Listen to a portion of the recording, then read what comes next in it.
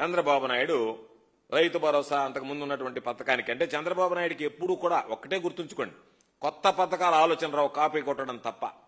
మన దగ్గర జగన్మోహన్ రెడ్డి గారి పథకాలని కాపీ కొట్టాడు, పక్కన కర్ణాటక తెలంగాణలో ఉన్నటువంటి వాళ్ళు ఏదన్నా ఇచ్చినటువంటి పథకాలను కాపీ కొట్టాడు. మొత్తం మీద ప్రజలను మోసం చేయాలనేటువంటి ఆలోచనతో అన్ని అనౌన్స్ చేశాడు, ప్రకటించాడు. అధికారంలోకి వచ్చిన తర్వాత అన్ని కన్వీనియంట్ గా మర్చిపోయి అదేమన్నా అంటే సూపర్ 6 సూపర్ హిట్ చెప్పుకోవడానికైనా సిగ్గుండాలి, మాట్లాడడానికైనా కొంత ఆలోచన ఉండాలి. ఒరే మన ముఖాన ఏదన్నా ప్రజలు నవ్వుతారేమో మన ముఖం చూసి ఇటువంటి మాటలు మాట్లాడితే మనం ముఖ్యమంత్రి స్థాయిలో చేయలేకపోయామని కూడా చెప్పుకోకుండా అన్ని చేసేసానని చెప్పుకునేటువంటి నిస్సిగ్గుగా ఎక్కడా కూడా భయపడకుండా కన్ను ఆర్పకుండా అబద్ధం చెప్పడం మామూలుగా కూడా కాదు, అంతే కాన్ఫిడెంట్ గా.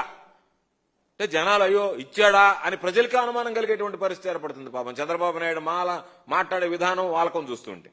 ఈరోజు రైతు భరోసా చూస్తే జగన్మోహన్ రెడ్డి గారు ముఖ్యమంత్రిగా ఉన్నప్పుడు సమర్థవంతంగా ఏదైతే హామీ ఇచ్చినటువంటి ప్రకారం రైతు భరోసా అందించారు. ఇచ్చిన దానికన్నా భిన్నంగా అమలు అధికంగా ఇవ్వడం జరిగింది. చంద్రబాబు నాయుడు దిగిపోయేటప్పుడు జగన్మోహన్ రెడ్డి గారు ముఖ్యమంత్రి అయ్యేటప్పుడు కేవలం ఖజానాలో 100 కోట్ల రూపాయలు మాత్రమే మిగిల్చిపోయారు. అటువంటి పరిస్థితుల్లో కూడా 2019 నుంచి 2024 వరకు 4 విడతల్లో 12,500 లెక్కన 50,000 ఇస్తానని చెప్పినటువంటి జగన్మోహన్ రెడ్డి గారు అధికారంలోకి వచ్చిన తర్వాత దాన్ని 13,500కి పెంచి 5 విడతలకు పొడిగించి 50,000 మీ చేతిలో పెడతానని హామీ ఇచ్చి 67,500 రూపాయలు రైతుల చేతిలో పెట్టినటువంటి ఘనత, రైతులకు అడగాల్సినటువంటి ఘనత ఆనాటి ముఖ్యమంత్రి వైఎస్ జగన్మోహన్ రెడ్డి గారిది అని చెప్పి ఈ సందర్భంగా తెలియజేస్తున్నాం.